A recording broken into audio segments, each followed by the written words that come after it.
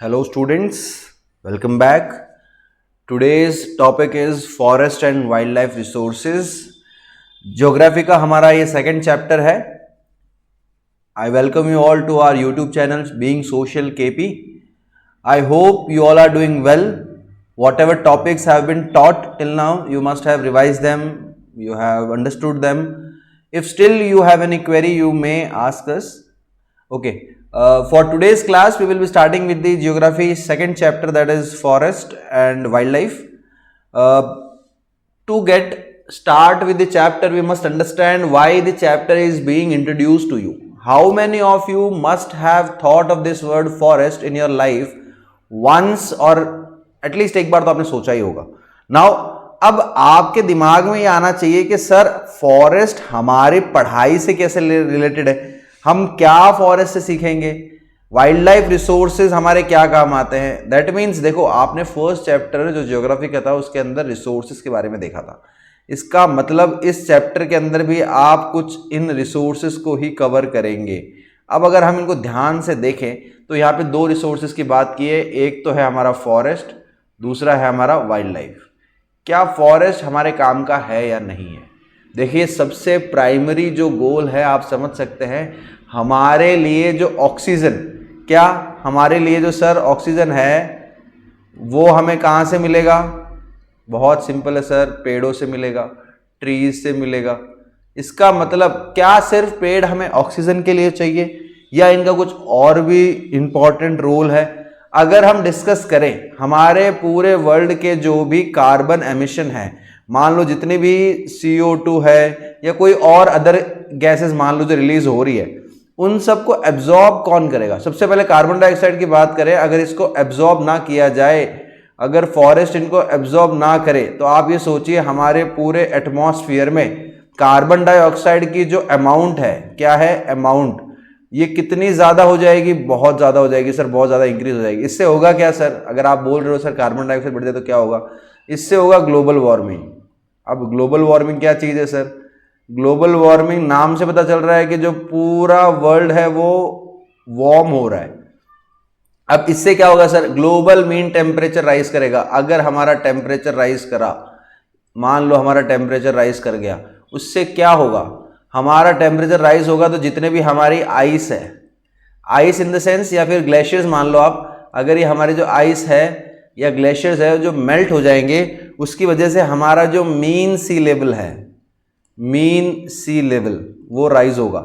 इसका मतलब आप देखिए कहाँ हम एक बेसिक पेड़ों की बात कर रहे थे, यहाँ पे ट्रीज की, उससे इतना कुछ इम्पैक्ट हमारे ऊपर हो सकता है. तो क्या हमारे लिए फॉरेस्ट इंपॉर्टेंट है या नहीं है? क्या लगता है आपको? हाँ सर, ये बात तो क्लियर हो गया सर, फॉरेस्ट इंपॉर्टेंट है. तो सर वाइल्ड लाइफ क्यों जरूरी है सर? अब आपको लग रहा होगा कि सर आपने फॉरेस्ट का बता दिया, चलो ठीक है, क्या वाइल्ड लाइफ इतनी जरूरी है? आप ये सोच लीजिए, हमारा जो सस्टेनेंस है, हम एनवायरनमेंट में जो सर्वाइव कर रहे हैं, जितने भी क्रिएचर्स हैं, चाहे वो ह्यूमन बींग्स हो या वाइल्ड लाइफ हो, अगर हम सब एक दूसरे के साथ बहुत ही ऐसे मान लीजिए आप अच्छे रिलेशन के साथ रहेंगे, तो हमारा जो डेवलपमेंट है वो बहुत ज़्यादा अच्छे से हो पाएगा. अगर हमारे जो फूड वेब है, अब आपने नाम सुना होगा सर, फूड वेब तो बहुत ही ज़्यादा कॉमन है सर. फूड वेब तो हमें पता है फूड वेब क्या होता है. इसको समझने के लिए आपने पढ़ा होगा फूड चेन. अब ये फूड चेन क्या कॉन्सेप्ट है? फूड चेन आपको पता है, अगर मान लो कोई ग्रासेस है, उसको कौन खा रहा है? उसको ग्रास ऑपर खा रहा है.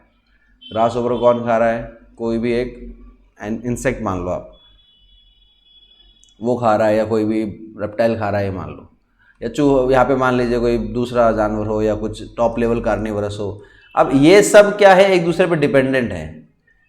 अब होगा क्या अगर बीच में से कोई भी एक यहाँ से गायब होता है, तो इनका क्या होगा? इनका नंबर रिड्यूस हो जाएगा, हाँ या ना?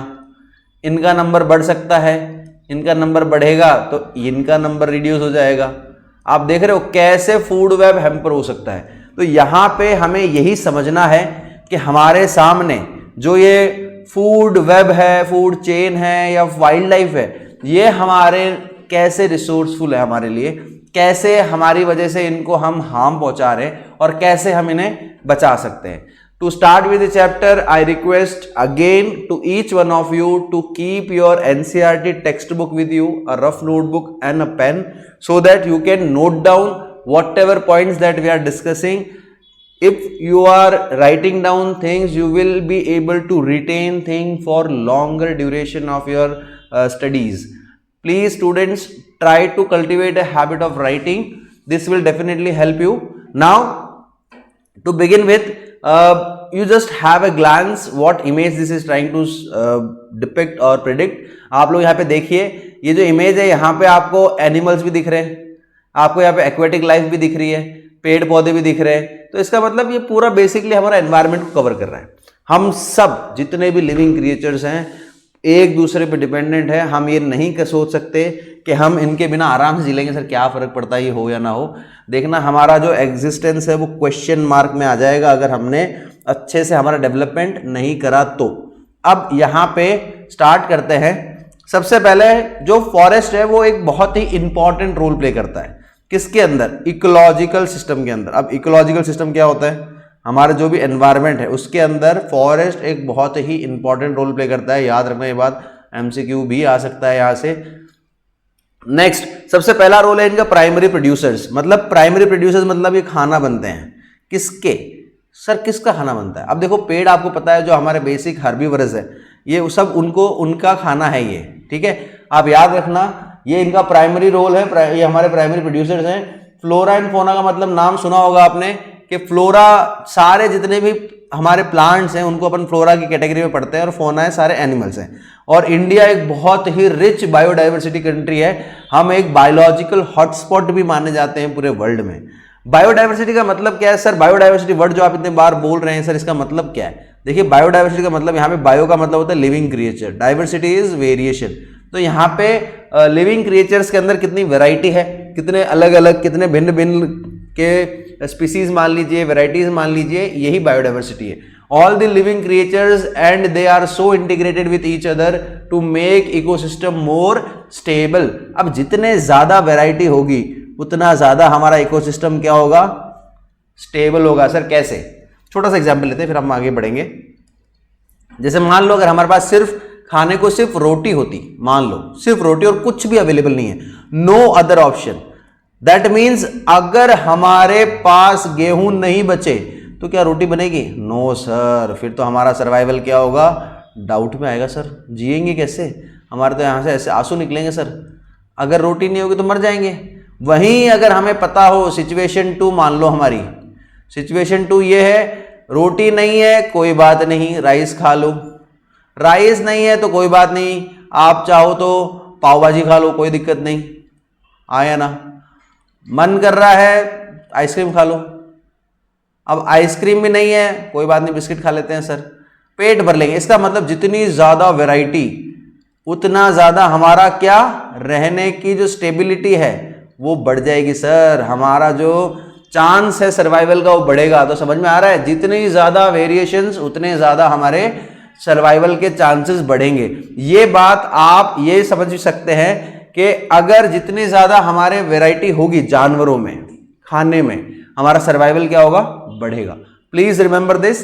Let's begin with conservation of forest and wild life. देखिए कंजर्वेशन का मतलब ही अपने आप में क्या है? बचाना है. अब कंजर्वेशन जो है, आपने कंजर्वेशन बहुत बार देखा होगा, सुना भी होगा, आपके आसपास बहुत सारे मूवमेंट चल रहे हैं. ये कंजर्व करो, वो कंजर्व करो, पानी को कंजर्व करो, सोलर एनर्जी को कंजर्व करने की कोशिश करो. क्यों?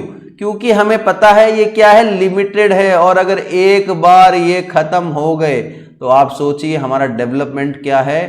अनसस्टेनेबल है. आई hope you remember the word unsustainable. और सस्टेनेबल में डिफरेंस पता होगा.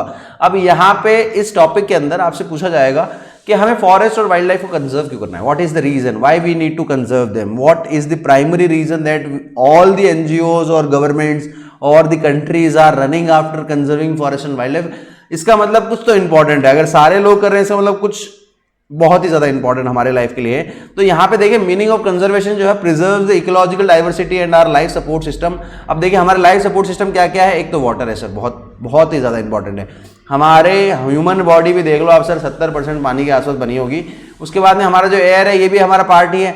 उसके अंदर सॉइल देख लीजिए आप, तो यहां पे हमें समझना होगा कि कंजर्वेशन जो है इसका मतलब है प्रिजर्व करना है हमारी इकोलॉजिकल डाइवर्सिटी को और हमारे लाइफ सपोर्ट सिस्टम को। यहां पे लाइफ सपोर्ट सिस्टम के एग्जांपल आप चाहें तो दे सकते हैं water, air and soil. Okay, इसके बाद एक रीजन और है, that is to protect genetic diversity.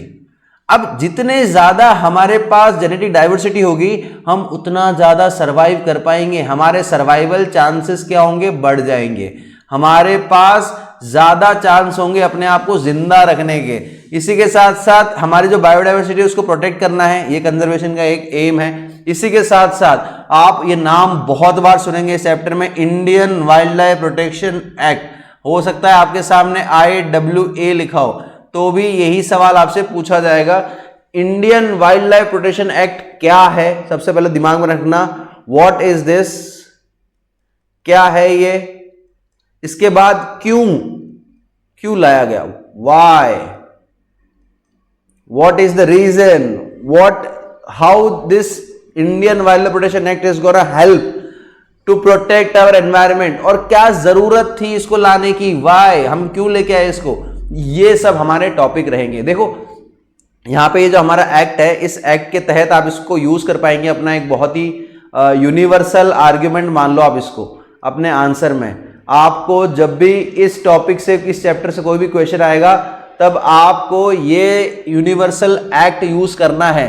आपको इसको यूज करना है कि Indian government was so serious in conservation process of forest and wildlife that they introduced an Indian Wildlife Protection Act in 1972।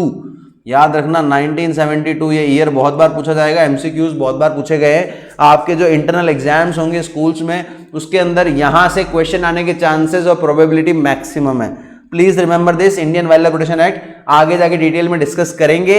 यहां पे अभी आप सिर्फ नाम सुन लो, पता चल गया आपको एक कानून है, इस कानून के तहत क्या क्या चीजें होनी है, किन किन को बचाया गया है, कौन से जानवर को बचाया गया है, हम इसको डिस्कस करेंगे अगले हमारे पार्ट में। ओके चलो स्टार्ट करते हैं। सबसे पहले Indian wildlife protection act, ये है क्या, ये 1972 में लाया गया एक कानून है। एक्ट क्या होता है बेटा, आपने बहुत बार सुना होगा, एक्ट का मतलब है कानून। अब यहां पे आपको समझना होगा इस कानून को लाने की जरूरत क्या हुई। सबसे पहले तो सर इस कानून में लिखा है प्रोटेक्शन, इसका मतलब किसी चीज को प्रोटेक्ट करना पड़ रहा है। अब प्रोटेक्ट करना पड़ रहा है इसका मतलब वो खतरे में है। कोई भी चीज अगर खतरे में है तभी तो आप उसको प्रोटेक्ट करोगे ना। तो यहां पे हमें समझना होगा कि हमारी वाइल्ड लाइफ खतरे में क्यों है और जो जो जानवर खतरे में हैं उनको बचाना क्यों है, कैसे बचाया गया, ये सब हमें डिस्कस करना है। सबसे पहले ये आपको याद रखना है, ये जो हमारा एक्ट है ये इसलिए लाया गया है ताकि हम जानवरों के जो रहने की जगह है, जिनको आप हैबिटेट्स कहते हैं या जंगल मान लो, उनको प्रोटेक्ट करने के लिए लाया गया है। सबसे पहला पॉइंट याद रहेगा आपको, सबसे पहला पॉइंट जो है हमारा वो है ये, it was implemented to protect habitats. दूसरा, इस एक्ट को जो लागू करा गया है इसका मेन उद्देश्य है कि जितने भी रिमेनिंग पॉपुलेशन है किसकी, एंडेंजर्ड स्पीसीज की, जिन जानवरों को मारा जा रहा है या बहुत ज्यादा मार दिया गया है उनको फर्दर बचाने के लिए ये कानून लाया गया है, जिससे हम उन जानवरों को बचाएंगे। अब उन जानवरों को बचाना पड़ रहा है, दैट मीन्स तो सर इसका मतलब उनकी जान खतरे में, उनकी जान खतरे में किस रीजन की वजह से, उनकी जान खतरे में, उनको हंट किया जा रहा है। क्यों हंट कर रहे हो, रीजन कुछ भी हो सकता है। यहां पे आपको समझना पड़ेगा कि जो जानवरों को हंट किया जा रहा है उसके रीजन आर सेवरल, उनके बॉडी पार्ट्स बेच रहे हैं, हो सकता है कोई मेडिसिनल पर्पस होगा, कुछ भी मान लो आप, ये सब। तो यहां पे हमें समझना होगा कि इस कानून के तहत बहुत सारे नेशनल पार्क बनाए गए, वाइल्ड लाइफ सेंचुरीज बनाई गई। इसी के साथ साथ आप देखेंगे बहुत सारे जानवरों को इसके अंदर प्रोटेक्शन दी गई है। सबसे पहले यहां पे आप लिस्ट बना लो, द टाइगर, वन हॉर्न राइनोसॉर, याद रखना, द कश्मीर स्टैग, हैंगूल, इसका दूसरा नाम है, यहां से क्वेश्चन पूछा हुआ है। 3 types of crocodile, fresh, saline और घड़ियाल, ये 3 क्रोकोडाइल की जातियां हैं जिनको प्रोटेक्शन दी गई है। Asiatic lion, Indian elephant, black buck, the great Indian bustard and the snow leopard. अब देखो यहां पे हो सकता है आपसे क्वेश्चन पूछे कि इनमें से मान लो out of the 4 which animal is not given protection, ऐसा क्वेश्चन आपसे पूछ लिया, तो आपको जब पता होगा तभी तो आप सिलेक्ट कर पाएंगे कि हाँ इनको नहीं मिली है। तो यहां पे ये नाम जब आप पढ़ेंगे दिमाग में रखना कि इन जानवरों को इस एक्ट के तहत प्रोटेक्शन मिली है। अब मान लो आपको क्वेश्चन पूछ लिया गया कि Indian wildlife protection act जो है ये समझाओ डिटेल में। सबसे पहले तो आप लिख दो कि 1972 में इंप्लीमेंट हुआ, सीधा। दूसरा लिख दो कि इसको इंप्लीमेंट किया गया है ताकि हम हैबिटेट को प्रोटेक्ट करें, जितने भी हमारे एनिमल्स हैं इनके हैबिटेट को प्रोटेक्ट करें। दूसरा बता, तीसरा पॉइंट लिख दो आपके, इसका जो मेन एम है ये प्रोटेक्ट करना है किसको, रिमेनिंग पॉपुलेशन को, जो एंडेंजर्ड स्पीसीज है जिनको बचाया जा रहा है हंटिंग से, उनको लीगल प्रोटेक्शन मिलेगी कानून के तहत। सेंट्रल गवर्नमेंट ने नेशनल पार्क्स बनाए, वाइल्ड लाइफ सेंचुरीज बनाई। क्यों बनाई? ताकि इनको प्रोटेक्शन मिले। इसी के साथ साथ कुछ जानवरों के नाम लिख दिया आपने, एग्जाम्पल लिख दिया। दैट मीन्स आपका 4 नंबर तो कंफर्म है। अब जो 1 नंबर बच रहा है वो आपके प्रेजेंटेशन पे डिपेंड करेगा, आप कैसे प्रेजेंट करते हैं, पॉइंट वाइज लिखते हैं, अच्छे से लिख रहे हैं नहीं लिख रहे हैं। इसी के बाद जब आप देखेंगे यहां पे Indian wildlife protection act जो है इसने फुल और पार्शियल लीगल प्रोटेक्शन दी है किसको, जानवरों को, from what, hunting and trade through out India. याद रखना कि आप जानवरों की ना तो हंट कर सकते हो ना ही उनको बेच सकते हो, ये आप पॉइंट 5वां यूज कर सकते हो। इसी के साथ 1980 और 86 ये 2 वो साल है जिसके अंदर हमने कुछ इंसेक्ट्स को ऐड करा है। अब ये दिमाग में रखना है आपको, मॉथ्स है, बटरफ्लाइज है, बिटल्स है, ड्रैगन फ्लाई, इनको ऐड किया गया है। इसी के साथ लास्ट में आप चाहो तो ऐड कर दो अपना 6वां 7वां पॉइंट, 1991 के अंदर कुछ प्लांट स्पीसीज को भी ऐड किया गया। तो इसका मतलब सर 5 नंबर के आंसर में हम आराम से लिख सकते हैं कि सबसे पहले Indian wildlife protection act जो है 1972 में लाया गया, सिंपल। उसके प्रोटेक्शन का उसका मेन एम क्या है, प्रोटेक्शन करना है किसकी, हैबिटेट की। तीसरा, इसका जो एम है, इस कानून का जो एम है वो क्या है, जो भी रिमेनिंग पॉपुलेशन है उसको बचाना है। आप चाहे तो ये भी लिख सकते हैं, कुछ जानवरों के नाम लिख सकते हैं, टाइगर है, एलिफेंट है, वन हॉर्न डायनासोर्स है, ब्लैक बक है, ग्रेट इंडियन बस्टर्ड है, ये कुछ नाम लिखने हैं। फिर चाहे तो आप लिख सकते हैं कि जो भी जानवरों को लीगल प्रोटेक्शन चाहिए वो इस कानून के तहत दी गई है। 1980 और 86 के अंदर कुछ इंसेक्ट्स को ऐड किया गया है, 1991 के अंदर प्लांट्स को ऐड किया गया है।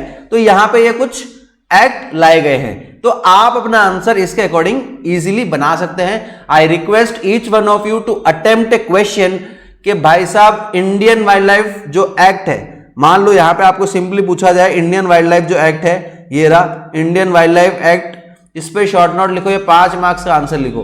तो let's see how many of you can attempt the answer. Points are already given in the slides, you may refer from the slides what points you must include in your answer and try to develop an answer writing skills. Okay, let's proceed with the next part. अब देखो एक project tiger है। अब देखो नाम से पता चल रहा है कि कुछ काम किया गया है और टाइगर के ऊपर किया गया है। अब प्रोजेक्ट टाइगर अपने आप में एक बहुत ही फिनोमिनल और रिमार्केबल मूवमेंट मान लो, आप ये प्रोजेक्ट मान लो जिसके अंदर हमने टाइगर की पॉपुलेशन को कंजर्व किया, नाम से पता चल रहा है। तो यहाँ पे हमें पढ़ना क्या है, हमें यहां पे समझना होगा कि प्रोजेक्ट टाइगर है क्या। शॉर्ट नोट बहुत बार पूछा गया है, हमें पता है टाइगर ऑलरेडी हमारे जो फूड वेब है इसके अंदर टॉप लेवल कार्निवरस में आता है, या फूड जो चेन होता है उसके अंदर टॉप लेवल कार्निवरस है। और टॉप लेवल कार्निवरस ही अगर खत्म हो जाएंगे तो हमारे जो नीचे के लेवल के जो ट्रॉपिक्स मान लो, वहां पे जो नंबर है, बायोमास है, वो बढ़ता जाएगा और उसकी वजह से जो डिपेंडेंस है खाने पे वो बढ़ती जाएगी। तो यहां पे हमें समझना है कि प्रोजेक्ट टाइगर क्यों लाया गया है। सबसे पहले हमें पता है जो टाइगर है वो फिर जो हमारा फॉनल वेब है, जानवरों का जो वेब है उसके अंदर सबसे की स्पीसीज है। अगर ये नहीं होंगे तो आप सोचिए हमारा पूरा इम्बैलेंस क्रिएट हो जाएगा। इसी के साथ 1973 के अंदर जो टाइगर पॉपुलेशन है वो कितनी बच गई, सिर्फ 1827। ये याद रखना आप, 1827 ही बची, पहले कितनी थी 55,000। तो इतने सारे कहां गए भाई। क्वेश्चन आपसे ये भी पूछा जा सकता है कि what were the reasons for declining tiger population. तो आपका आंसर सिर्फ ये पॉइंट बन जाएगा। अगर किसी बच्चे को ये पॉइंट पता हो तो आप इजीली अपना आंसर बना सकते हो। The major threats to tiger population are numerous. Poaching सबसे पहले तो, उनका हैबिटेट कम हो रहा है, उनकी जो प्रे बेस्ड स्पीसीज है जिनको खाना खाते हैं वो कम हो रही है। ह्यूमन पॉपुलेशन, ये तो यूनिवर्सल आर्ग्यूमेंट है, जब कुछ भी आपके सामने क्वेश्चन पूछे कि इनका रीजन क्या है, सीधा लिख दो ग्रोइंग ह्यूमन पॉपुलेशन। इसी के साथ साथ अगला point, the trade off tiger skins and the use of their bones in traditional medicine specially in the Asian countries left the tiger population on the verge of extinction. हमारे जो demand international market में जो demand है, इसकी वजह से हमारे जो टाइगर की पॉपुलेशन है वो खत्म होने की कगार पे पहुंच चुकी है। तो इसको रोकने के लिए प्रोजेक्ट टाइगर लाया गया है ताकि हंटिंग रुके, पोचिंग रुक जाए, इनका जो ट्रेड हो रहा है उसको रोका जाए। तो यहाँ पे आप समझ सकते हैं प्रोजेक्ट टाइगर जो है एक बहुत ही ज्यादा well publicised wild life campaign है पूरे वर्ल्ड में। आपको यहाँ पे इसका ईयर जरूर याद रखना है, ये जो 1973 दिख रहा है आपको यहाँ पे, ये याद रखना है, ये आपके बहुत काम आएगा। इसको स्टार मार्क कर लो, आपको पक्का नंबर दिलाएगा प्रोजेक्ट टाइगर। आप फिर आप मुझे थैंक यू जरूर बोलेंगे। Tiger conservation is viewed not only as an effort to save an endangered species but with equal importance as a means of preserving biotypes of sizable magnitudes. ऐसा नहीं है कि टाइगर उसे इसलिए बचा रहे हैं क्योंकि बहुत अच्छा दिख रहे हैं, बहुत बड़े हैं, नहीं नहीं। यहाँ पे आप समझिए कि अगर हमारे टाइगर जितने ज्यादा होंगे हमारे फूड वेब में, उतना ज्यादा हमारा फूड वेब क्या होगा, स्टेबल होगा। अब यहाँ पे आप चाहे तो कुछ एग्जाम्पल्स ऐड कर सकते हैं। ये कुछ टाइगर रिजर्व्स है। कॉर्बेट नेशनल पार्क है, आपको उत्तराखंड में मिलेगा। सुंदरबन नेशनल पार्क है, आपको वेस्ट बंगाल में मिलेगा। बांधवगढ़ नेशनल पार्क है, आपको एमपी में मिल जाएगा। सरिस्का सब जानते ही हैं, राजस्थान में है ही। इसके बाद मानस जो है, इसका नाम आप एस यहाँ पे लास्ट में देख लेना, AS आ रहा है तो आसाम से आप एसोसिएट कर सकते हैं। मैं सिर्फ याद करने के तरीके बता रहा हूँ। पेरियार एक रिवर है केरला में, तो यहाँ पे पेरियार टाइगर रिजर्व भी कहाँ होगा, केरला में ही होगा। तो यहाँ पे कुछ एग्जाम्पल्स हैं, आप एक कोशिश करें, यहाँ पे एक आंसर लिखें। ये आपका क्वेश्चन है। क्वेश्चन क्या है, short note on right a short note on project tiger. आप सब इस पे एक क्वेश्चन लिखने की कोशिश करें, आंसर लिखेंगे 3 मार्क्स का। वर्ड लिमिट आपकी आराम से 50 to 60 वर्ड्स है, कोशिश करें इसको लिखने की। I hope you will be able to write whatever questions are given. Kindly practice them. This will help you to increase your, efficiency, your writing skills to get good marks in boards as well. Okay, let's proceed.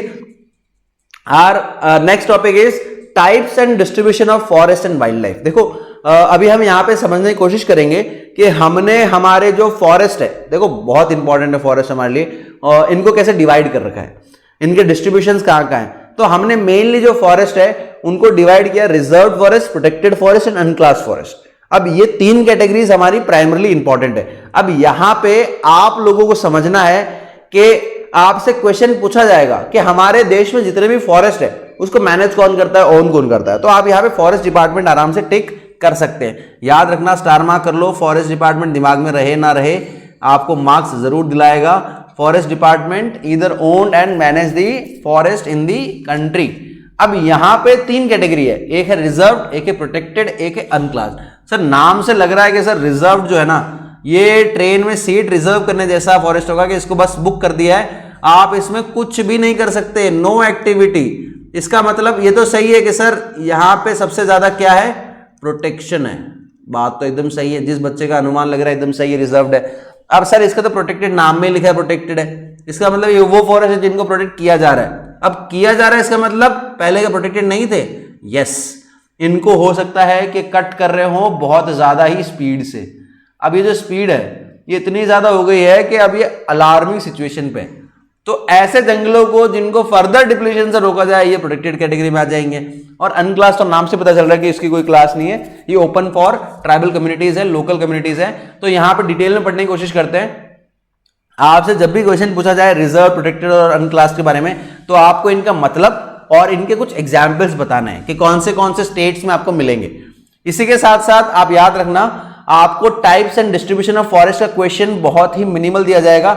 Don't overthink on the question, what else point we must include. आपको जो बताया जा रहा है कोशिश करो आप उनको याद करें। इसी के साथ सबसे पहले रिजर्व फॉरेस्ट को देखते हैं। More than half of the total forest land has been declared reserved forest. याद रखना, reserve forest are regarded as the most valuable as far as the conservation of forest and wildlife are concern. याद रखना, जब भी आपसे पूछा जाए कि इन तीनों कैटेगरीज में सबसे हाईएस्ट लेवल ऑफ प्रोटेक्शन किसको दी गई है, तो वो रिजर्व्ड फॉरेस्ट है। यहां पे लोगों की एंट्री बैन है, वो कोई भी प्रोडक्ट्स को हाथ नहीं लगा सकते, मतलब कलेक्ट नहीं कर सकते। ये आपको मिलेंगे कहां पे, जम्मू एंड कश्मीर में मिलेंगे, आंध्र प्रदेश में मिलेंगे, उत्तराखंड में मिलेंगे, केरला में मिलेंगे, तमिलनाडु में मिलेंगे, वेस्ट बंगाल में मिलेंगे और महाराष्ट्र में मिलेंगे। ये स्टेट्स आप याद जरूर रख सकते हैं। इसी के साथ अगर प्रोटेक्टेड फॉरेस्ट की बात करें, almost 1/3 of the total forest area is protected forest as declared by the forest department. This forest land are protected from any further depletion. याद रखना है आपको, ये जो हमारा फॉरेस्ट है ये फर्दर डिप्लीशन से रोका जा रहा है, मतलब डिप्लीशन का काम चालू है लेकिन अब फर्दर नहीं होगा। तो वो सारे फॉरेस्ट किस कैटेगरी में है, प्रोटेक्टेड में है। रिजर्व्ड हो ही गया कि भाई अभी तक इनको टच ही नहीं किया, एकदम वर्जिन है, वर्जिन फॉरेस्ट है। यहां पे दूसरा जो आपको मिलेगा वो है कि हाँ इन फॉरेस्ट को डिफॉरेस्टेशन चल रहा था लेकिन अब रोक दिया गया है। हो सकता है ये फॉरेस्ट आपको वहां मिलेंगे जहां पे हाई पॉपुलेशन डेंसिटी है, तो पॉपुलेशन को एकोमोडेट करने के लिए इस फॉरेस्ट को कट किया जा रहा होगा। तो यहां पे ये आपको कौन से स्टेट्स में मिलेंगे, Bihar, Haryana, Punjab, Himachal, Orissa and Rajasthan. Please remember the states. This will definitely going to help you in writing the answers. Next, let's go on the unclassed forest. यहां पे हमें समझना है these are other forests and wasteland belonging to both government and private individuals and communities. All northeastern states and parts of Gujarat have very high percentage of their forest as unclassed forest managed by the local communities. ये जो forest है ये open for all है, यहाँ पे tribal communities और जो लोग हैं वहाँ के लोकल, उनको चांस दिया गया, भाई आप आइए आराम से, कोई दिक्कत नहीं है। ये आपको मिलेंगे north eastern states and Gujarat में। आपको मैच द कॉलम बहुत बार पूछा गया है यहाँ से, आप प्लीज याद रखना। और एनसीईआरटी की जो हमारे बैक क्वेश्चंस हैं उसके अंदर आपको ये मिल भी जाएंगे क्वेश्चंस, तो आप कोशिश करें कि जो बैक एनसीईआरटी है, एनसीईआरटी के जो बैक क्वेश्चंस हैं उसके अंदर आप मैच द कॉलम जो है उसको सॉल्व कर लें, जैसे ही टॉपिक पढ़े तुरंत सॉल्व करें। इसी के साथ एक कैटेगरी और है जो आपको पढ़नी है, दैट इज परमानेंट फॉरेस्ट। देखो नाम में लिखा है परमानेंट, मतलब ये हमेशा फॉरेस्ट रहेंगे। तो आपको उन तीनों कैटेगरीज में जो आपने पढ़ी उसमें से कौन से लग रहे हैं भाई परमानेंट है? सर एक तो रिजर्व लग रहा है, रिजर्व को चेंज कर ही नहीं सकते। इसी के साथ साथ सर प्रोटेक्टेड को भी ऐड कर दो। जब आप रिजर्व्ड और प्रोटेक्टेड को मिला देते हैं तो आपको मिलता है परमानेंट फॉरेस्ट। याद रखना परमानेंट फॉरेस्ट जो है ये आपको नाम से बता रहा है कि हमेशा फॉरेस्ट रहेगा। यहां पे याद रखना कि रिजर्व फॉरेस्ट और प्रोटेक्टेड फॉरेस्ट मिला के बनाते हैं हमारे permanent forest. Maintain for the purpose of producing timber. अब देखो यहां पे इनका कुछ पर्पस है ताकि टिम्बर बनाया जाए। टिम्बर एक कमर्शियल फार्मिंग मान लो, आप फॉरेस्ट्री मान लो, इसी के साथ साथ कुछ और प्रोड्यूस किया जाए प्रोडक्ट्स को, और यहाँ पे कुछ रीजंस भी है उनको प्रोटेक्ट किया जाए, ये भी एक रीजन है परमानेंट फॉरेस्ट को बनाने को।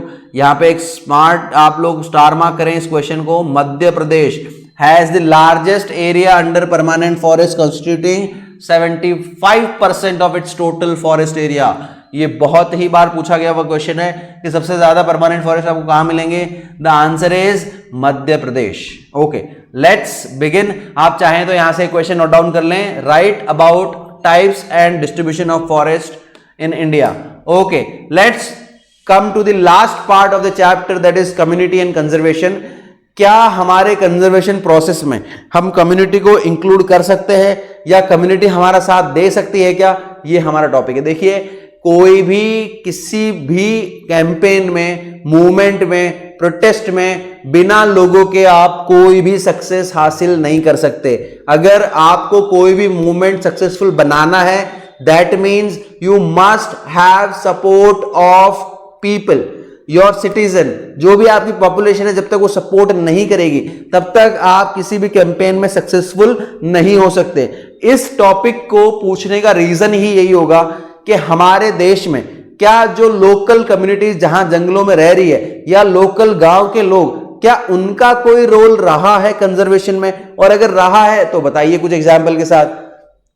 देखिए लोकल कम्युनिटीज का जो डिपेंडेंस है नेचर पे बहुत ज्यादा है। आप किसी भी ट्राइबल कम्युनिटी का एग्जाम्पल ले लें, अगर वो उस जंगल पे डिपेंडेंट है, तो अगर आप जंगल पे कोई भी एक्टिविटी कर रहे हैं, अर्बनाइजेशन कर रहे हैं, डिफॉरेस्टेशन कर रहे हैं, तो उनकी लाइवलीहुड बहुत ज्यादा इंपैक्ट होती है। और ये जो ट्राइबल कम्युनिटीज हैं, they respect nature very much.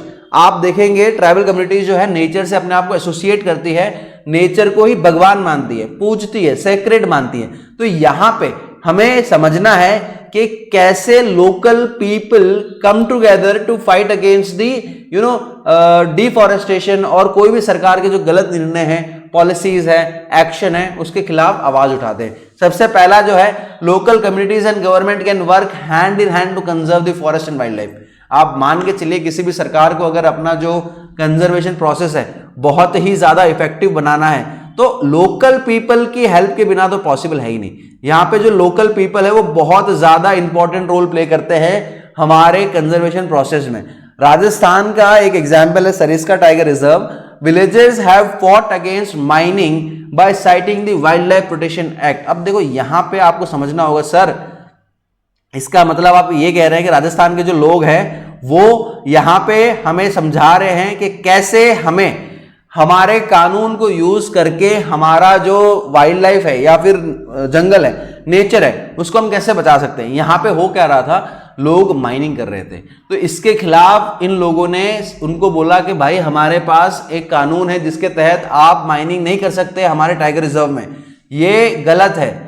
अब जैसे ही उन्होंने इस कानून का हवाला दिया तो उन्होंने वहां पे अपना जो माइनिंग है वो रोक ली, और ये एक बहुत ही सक्सेसफुल एक्ट माना गया है हमारी इंडियन हिस्ट्री में, जब लोगों ने प्रोटेस्ट किया और उन्होंने बचाया अपने फॉरेस्ट को, अपने वाइल्ड लाइफ को।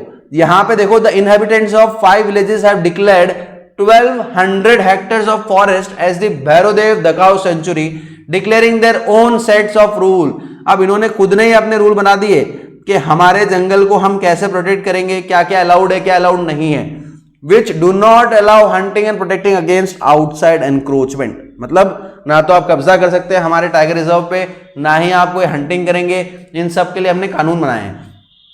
तो पहला एग्जाम्पल तो आपका सरिस्का का हो गया। आपसे जब भी क्वेश्चन पूछा जाए तो आप सरिस्का का एग्जाम्पल ऐड कर सकते हैं। इसी के साथ एक दूसरा मूवमेंट है चिपको मूवमेंट, बहुत ही फेमस है, सबने सुना है कि कैसे लोग अपने आप को जोड़ के पेड़ों के सामने खड़े होते हैं और पेड़ को बचाते हैं। ये मूवमेंट अपने इंडियन हिस्ट्री में आपने पढ़ा होगा, जो अंग्रेज है, कैसे ब्रिटिशर्स है, दे वर एक्सप्लॉइटिंग आवर फॉरेस्ट। तो यहाँ पे जो लोकल ट्राइबल कम्युनिटीज हैं वो सब यूनाइट होके, आप चाहे तो इमेज की मदद से भी देख सकते हैं, यूनाइट होके अपने फॉरेस्ट को बचाते हैं, और इसी मूवमेंट को कहा गया है चिपको मूवमेंट। ठीक है, प्लीज याद रखना, community efforts always play an effective role in implementing good changes in the society.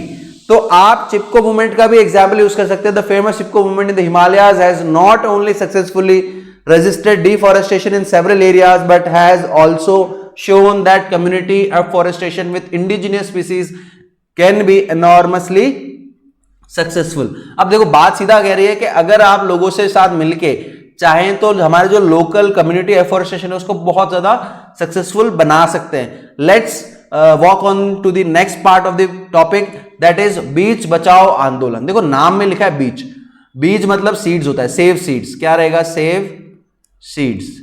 अब ये जो सीड्स है क्यों बचाने हैं, देखो हमारे पास जो ट्रेडिशनल सीड्स है वो जितने ज्यादा होंगे उतने ज्यादा हम नए सीड्स को बना सकते हैं। यहाँ पे सीड्स बचाने की बात की है और इसी के साथ साथ नवधन्य की बात की है।